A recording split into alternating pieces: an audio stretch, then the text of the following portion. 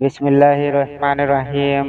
ہم سے ابوالحسن محمد بن مقاتل نے بیان کیا، ان سے عبداللہ نے انہیں شعبہ نے قتادہ سے خبر دی، وہ انس بن مالک رضی اللہ عنہ سے روایت کرتے ہیں، انہوں نے فرمایا کہ رسول اللہ صلی اللہ علیہ وآلہ وسلم نے کسی بادشاہ کے نام دعوت اسلام دینے کے لیے ایک خط لکھا یا لکھنے کا ارادہ کیا تو آپ صلی اللہ علیہ وآلہ وسلم سے کہا گیا کہ وہ بغیر مہر کے خط نہیں پڑھتے، یعنی بے مہر خط کو وہ مستند نہیں سمجھتے۔